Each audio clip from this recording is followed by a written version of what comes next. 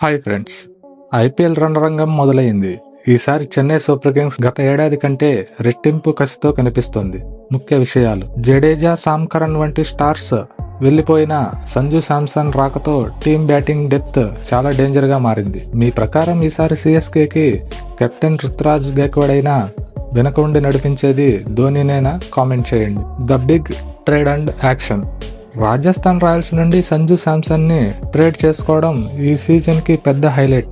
Action buys: uncapped players Prashant Veer, Kartik శర్మల కోసం ఏకంగా 14.20 కోట్లు ఖర్చు చేయడం వెనుక ఉన్న వ్యూహం. జడేజా లేని లోటును ప్రశాంత్ వీర్ భర్తీ చేయగలడా? ఈ వీడియోలో క్లియర్ కట్ గా చూద్దాం. ప్లేయింగ్ 11 విషయానికి వస్తే, నెంబర్ 1 సంజు శాంసన్. ఇతని పాత్ర: పవర్ ప్లేలో అటాకింగ్ బ్యాటింగ్.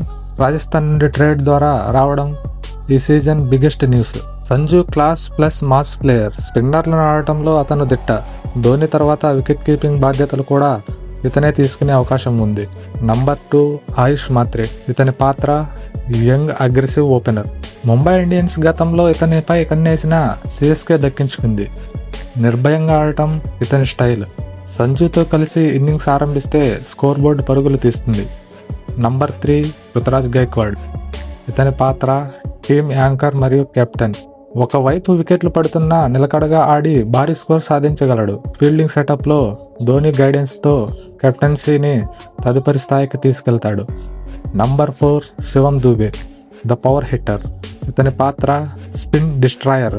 చపాక్ లాంటి స్లో పిచ్చులపై దూబే సిక్సర్లు కొట్టడం ప్రత్యర్థులకు నైట్ మేర్. మిడిల్ ఓవర్లలో రన్ రేట్ తగ్గకుండా చూడటం ఇతని ప్రధాన బాధ్యత. Number 5 Dewald Brevis. ఇతని పాత్ర: 360 డిగ్రీ హిట్టర్. ఏబీగా పేరు తెచ్చుకున్న బ్రేవిస్ మైదానం నలుమూలలా షాట్లు కొట్టగలడు. జడేజా లేని లోటును బ్యాటింగ్లో ఇతను భర్తీ చేయాలి. Number 6 Karthik Sharma. The young finisher. వేలంలో భారీ ధర 14.20 కోట్లు పలికిన ప్లేయర్. ఒత్తిడిలో కూడా కూల్గా ఉండి మ్యాచ్లు గెలిపించగల సత్తా ఇతనికి ఉంది. ధోని ఇతనికి సరైన మెంటర్గా ఉంటాడు. Number 7 MS Dhoni. The finisher and mentor. పాత్ర: ద మాస్టర్ మైండ్. వయసు పెరిగిన ధోని రిఫ్లెక్సెస్ తగ్గలేదు. ఆఖరి 2 ఓవర్లలో 30 పరుగులు కావాలన్నా ధోని క్రీజ్లో ఉంటే భరోసా ఉంటుంది. వికెట్ల వెనక నుండి మ్యాచ్ను శాసిస్తాడు. నంబర్ 8 ప్రశాంత్ వీర్. ఆల్రౌండర్. ఇతని పాత్ర: left arm spin and allrounder.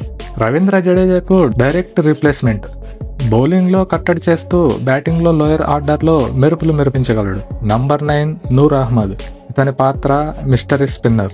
Rashid Khan తరహాలోనే నూర్ అహ్మద్ గూగ్లీలు కనిపెట్టడం కష్టం. చెన్నై పిచ్చిపై ఇతని బౌలింగ్ అత్యంత కీలకం కానుంది. నంబర్ 10 ఖలీల్ అహ్మద్. ఇతని పాత్ర: లెఫ్ట్ ఆర్మ్ పేస్ అటాక్. కొత్త బంతితో స్వింగ్ చేయగలడు.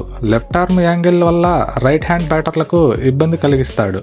Number 11 Matt Henry. ఇతని పాత్ర: death over specialist. Nathan Ellis గాయపడటంతో హెన్రీపై బాధ్యత పెరిగింది. యార్కర్లు మరియు స్లోయర్ బంతులతో ఆఖరి ఓవర్లలో పరుగులు నియంత్రించగలడు. Chennai strength and weakness. ముందుగా స్ట్రెంగ్త్ గురించి మాట్లాడుకుంటే టాప్ 7 వరకు ఉన్న solid batting lineup and Dhoni finishing touch. Weakness: death బౌలింగ్లో పతిరణ లేకపోవడం పెద్ద లోటు.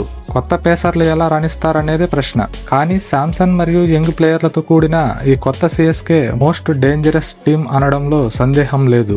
ఈ యంగ్ అండ్ ఎక్స్పీరియన్స్డ్ టీం చూస్తుంటే 6వ కప్పు ఖచ్చితంగా కొట్టేలా ఉంది. మరి సంజు శాంసన్ రాకతో చెన్నై టీం జాతకం మారుతుందా, లేక జడేజా లేని లోటు సిఎస్కేని వెంటాడుతుందా? ఈసారి 6వ కప్పు కొట్టి ధోని గ్రాండ్గా వీడ్కోలు పలుకుతాడో లేదో కింద కామెంట్ చేయండి. మీ కామెంట్స్ కోసం నేను వెయిట్ చేస్తుంటాను.